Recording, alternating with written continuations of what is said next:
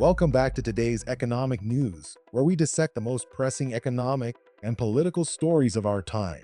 I'm John, your host for this in-depth exploration, and today we're diving headfirst into a controversy that should have everyone in this nation questioning the priorities of our elected officials. The issue? Senator Bernie Sanders' recent move that effectively sunk a bipartisan effort to bolster pediatric cancer drug funding. But hold on, because it's not as straightforward as it seems. And by the end of this segment, you might not just be surprised, you might be downright angry. Now, before we plunge into the heart of Bernie Sanders' blockade, let me set the stage. For years, the landscape of healthcare policy in America has been fraught with conflict. Imagine two teams trying to build a house, but each refuses to hammer the other's nails. That's how it feels when you look at how healthcare bills have been treated in recent history, bipartisan on the surface, but thwarted by clashing priorities. In this chaos, pediatric cancer research funding often becomes collateral damage. Everyone agrees that helping children should be a priority, right? Yet here we stand, with a piece of legislation called the Give Kids a Chance Act that could have pushed the needle forward, stifled not for lack of merit, but because of political chess games. Taking a step back to provide some context, the Give Kids a Chance Act emerged like a ray of hope against the backdrop of legislative gridlock. Think of this as the last lifeboat struggling to launch amidst a flurry of icebergs.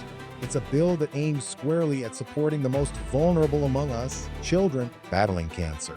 Unfortunately, the intersection of intention and action proved fatal, as the act, intended to direct much-needed funds into pediatric cancer drug development, faced unexpected setbacks.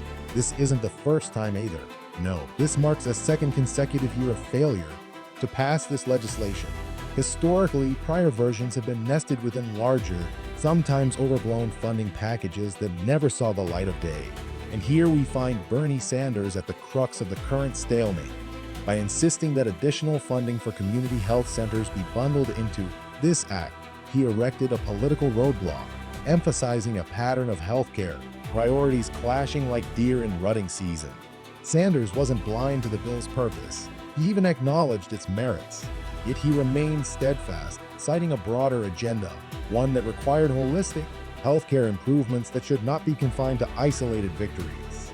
Numbers tend to paint a picture more convincingly than words alone ever could. Let's break down some hard data. The bipartisan bill, Give Kids a Chance Act, was aimed at enhancing funding for pediatric cancer research, a quick relief to an area desperately in need of attention. Sanders' opposition came not out of spite, but from a desire to also address community health center funding. This is an area previously endorsed jointly by both political parties. The situation isn't black and white, and you can almost feel the frustration with bipartisan agreements crumbling under separate agendas. Consider Senator Markwayne Mullin, who pointed out the palpable urgency among families depending on this act. His poignant allegation likened Sanders to a Grinch stealing kids' lives in pursuit of political gains. But let's hear Sanders in his own words. This is not a radical amendment, he insisted. He criticized the role of past political contentions, including an incident with Elon Musk's influence, illustrating how social media squabbles turned legislative progress into a casualty. Does this seemingly endless squabble suggest an inefficient government, incapable of separating political ideals and practical necessities? Do they think we are stupid? And now, I cannot resist going on a bit of a rant from the libertarian angle. What we're witnessing isn't just a legislative mishap, it's an assault on what many consider the American dream. This indecision, courtesy of Congress, plays into bigger themes of inflation and theft by disregarding critical needs. This back and forth over healthcare funding doesn't just delay treatment, it pins down taxpayers, straining their finances as government programs plunge into deficit waters, all while legislative bodies bicker over what to fund first. Is the incompetence on display not a stark reminder of a bureaucratic system failing to prioritize the well-being of children over intricate budget disputes? This points to a drastic loss of liberty. The families battling against pediatric cancer, trapped in this hellish circus, are robbed not only of potential medical advances, but also of their freedom to access the best available healthcare.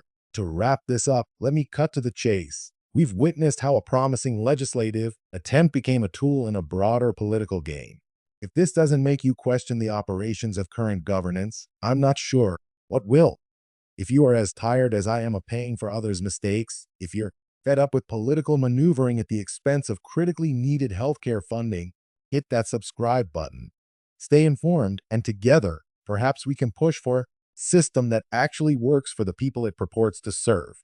This is John, signing off, wishing for clearer skies in the forecast of political integrity.